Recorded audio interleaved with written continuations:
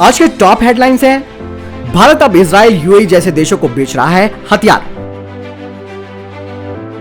रूस से भारत के खिलाफ बर्फीले पहाड़ों में जंग का तरीका सीखने के लिए चीन भेज रहा है अपने सैनिकों को।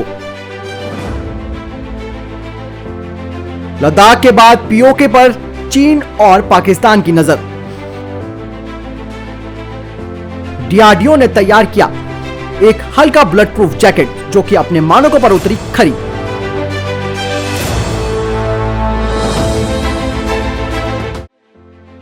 नमस्ते, सदा वत्सले मातृभूमि। जय हिंद दोस्तों दिन भर क्या रहा स्पेस, डिफेंस और इंटरनेशनल गलियारे से। चलिए इस वीडियो में एक एक करके जान लेते हैं।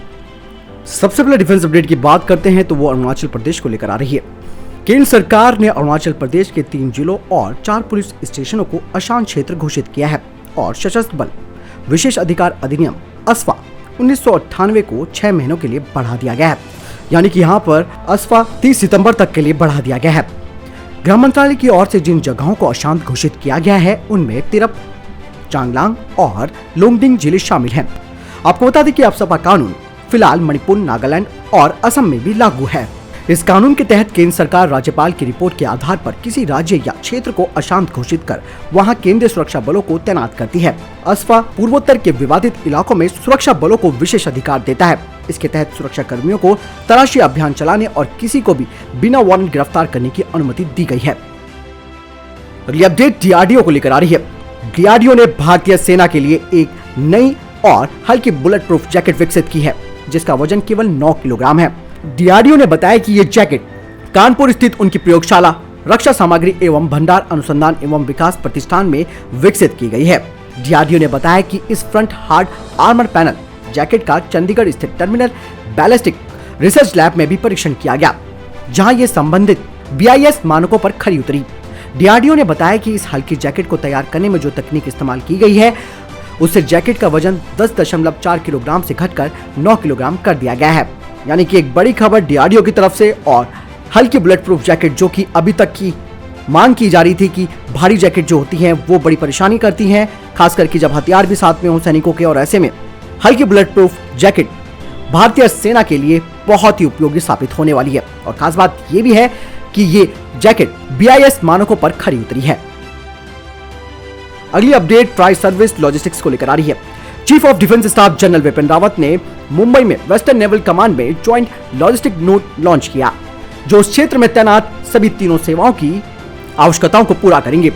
नोड्स तीनों सेवाओं को एकीकृत करने की दिशा में एक कदम का हिस्सा है। यह तीनों रक्षा सेवाओं को लॉजिस्टिक सहायता प्रदान करेगा और संसाधनों, जनशक्ति के उपयोग में सुधार और दोहराव को दूर करेगा। तीनों सेवाओं से मिलकर पहला JLN 2018 में अंडमान और निकोबार द्वीप समूह में स्थापित किया गया था। तीसरा logistic node location Guwahati, Assam में होगा और यह केवल भारतीय सेना और वायुसेना के बीच होगा। अगली अपडेट भारतीय सेना को लेकर आ रही है। भारतीय सेना ने अपने पुराने मिलिट्री फार्म बंद कर दिए हैं। दिल्ली कैंट में आखिरी बार मिलिट्री फार्म के झंडे को हमेशा के लिए उतार दिया गया। 132 साल पहले भारतीय सेना के जवानों को ताजा दूध हमेशा मुहैया कराया जा सके, इसके लिए ब्रिटिश काल में मिलिट्री फार्म अस्तित्व में आया। 1 फरवरी 1879 को पहला मिलिट्री फार्म इलाहाबाद में स्थापित किया गया।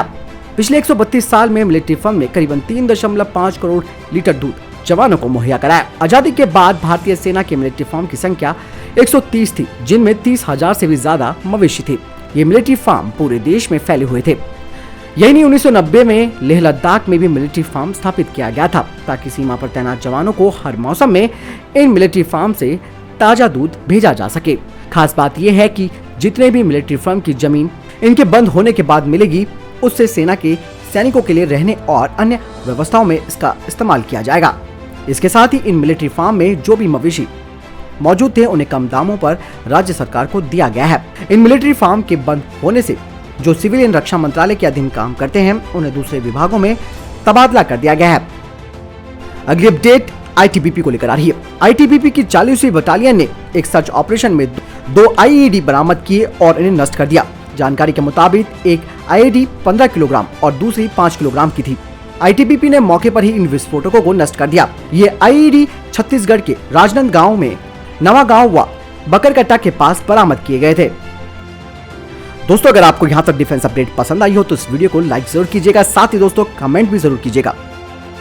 अगली अपडेट भारत के डिफेंस एक्सपोर्ट्स को लेकर आ रही है। भले ही भारत का रक्षा मंत्रालय कई देशों से हथियार खरीद करता है, लेकिन अब खबर ये है कि इनमें से कई देश अब भारत से भी छोटे हथियारों को खरीदने लगे हैं।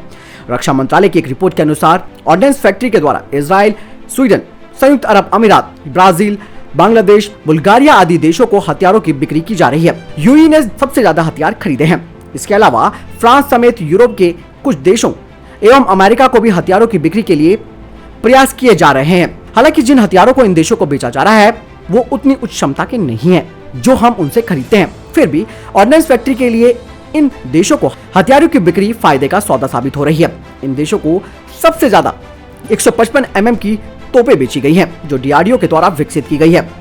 आपको बता दें कि भारत, इजराइल, स्वीडन, यूएई समेत कई देशों से हथियारों की खरीद कर रहा है।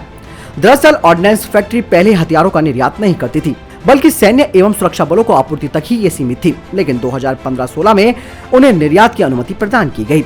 तब 6 करोड़ के हथियार उन्होंने निर्यात किए थे। 2019 से 2020 में निर्यात 140 करोड़ रुपए पहुंच गया और 2020-21 में 225 करोड़ के करीब पहुंचने का अनुमान है।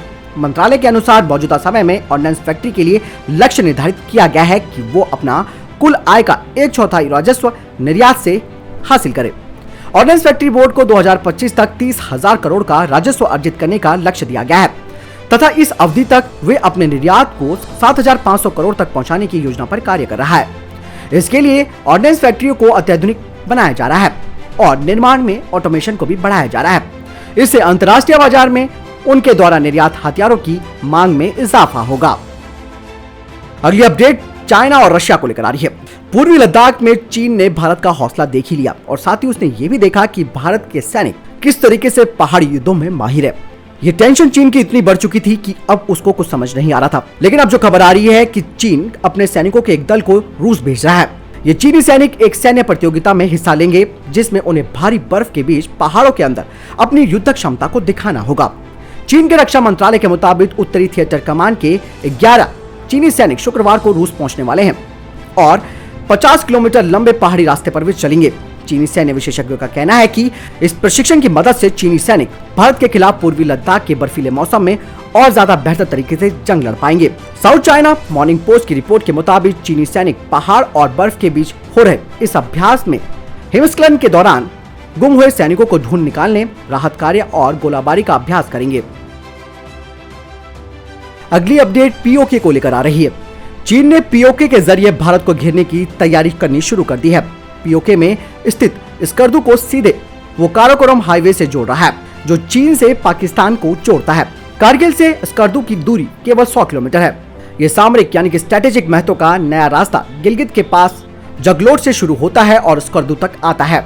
स्कर्दू और गिलगित दोनों ही सामरिक दृष्टि से बेहद महत्वपूर्ण है और यहाँ पाकिस्तान की ताकत बढ़ाने का अर्थ लद्दाख के लिए सीधा खतरा होगा। चीन ने पाकिस्तान के पंजाब के हसन अब्दाल से काराकोरम हाईवे का निर्माण 1959 में शुरू किया था और इसे 1979 से यातायात के लिए खोल दिया गया।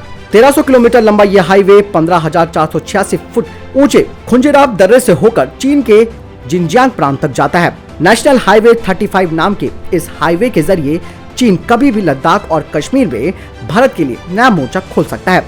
पिछले साल मई में शुरू हुए भारत चीन के तनाव के दौरान चीनी एयरफोर्स के एयरक्राफ्ट लगातार स्कर्दू एयरबेस पर नजर आते रहे और आशंका थी कि चीन लद्दाख में पीओके का इस्तेमाल करके भारत के खिलाफ एक नया मोर्चा खोल सकता है। यही नहीं, अब पाकिस्तान बेहद महत्वपूर्ण गिलगित स्कर्दू सड़क को चौड़ा करने का काम भी पूरा करने को तैयार है।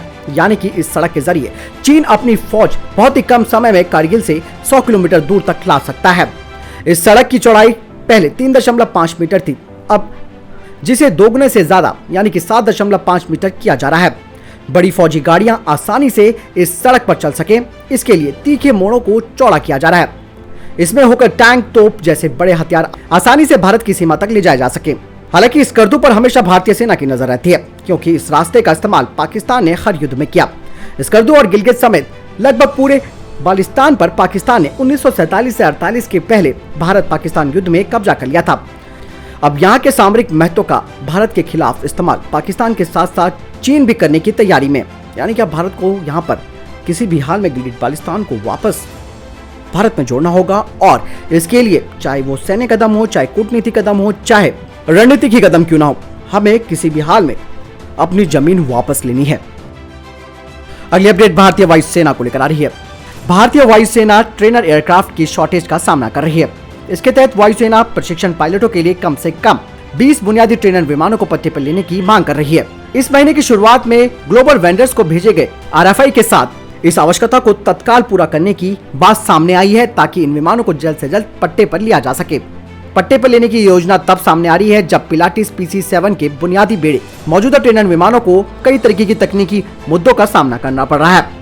आपको बता दें कि पट्टे पर लिए जाने वाले इन ट्रेनर एयरक्राफ्ट को एयरफोर्स की नई पॉलिसी के तहत 3 से 4 साल के अंदर जो गैप है इन एयरक्राफ्ट के लिए उन्हें पूरा करने के लिए लिया जाएगा, जब तक कि हमारे STT-40 बेसिक ट्रेनर एयरक्राफ्ट महत्वपूर्ण संख्या में हमारी एयरफोर्स में शामिल नहीं हो जाते। इससे पहले अतिरिक्त PC-7 का ऑर्डर दिए जाने की जो योजना थी उसे रद्द कर दिया गया। विक्रेताओं को जानकारी के लिए रिक्वेस्ट फॉर इंफॉर्मेशन इस बात को निर्देशित करता है कि अनुबंध के लिए भारतीय कंपनियों को वरीयता दी जाएगी। आपको बता दें कि इस अनुबंध के तहत वायुसेना को एक प्रशिक्षक की आवश्यकता होती है, यानी कि ट्रेनर एयरक्राफ्ट की जरूरत होती है जो पायलटों के गहन प्रशिक्षण के लिए दिन में 4 से 6 शॉर्टीज लगा सकता है। ये सेवा की अवधि के दौरान विमान को बनाए रखने और पायलटों के लिए एक सिमुलेटर प्रदान करने के लिए पट्टे पर देने वाली कंपनी के लिए भी आवश्यक है। वर्तमान में भारतीय वायुसेना के पास केवल 260 ट्रेनर विमान हैं जो कि पायलटों को प्रशिक्षण देने के लिए है। इसके अलावा 14 हेलीकॉप्टर और 26 ड्रोनियर और परिवहन पायलटों के लिए 16 AN-32 एयरक्राफ्ट हैं। यानी 4239 अधिकारियों की स्वीकृत शक्ति के मुकाबले वायुसेना में 405 पायलटों की भी कमी है, और इस कमी को दूर करने के लिए वायुसेना अगले महीने में गुवाहाटी में एक नया सिलेक्शन सेंटर खोलने जा रही है। तो दोस्तों, ये थे अभी तक के टॉप डिफेंस और स्पेस अपडेट्स। वीडियो के संबंध में कोई प्रश्न जवाब या आपको कोई सवाल है आप कमेंट सेक्शन में लिखकर जरूर पूछ सकते हैं। बहरहाल इस वीडियो के लिए इतना ही, मिलता हूं नए वीडियो के साथ, तब तक के लिए इस चैनल को सब्सक्राइब करना ना भूलिएगा। जय हिंद, जय भारत।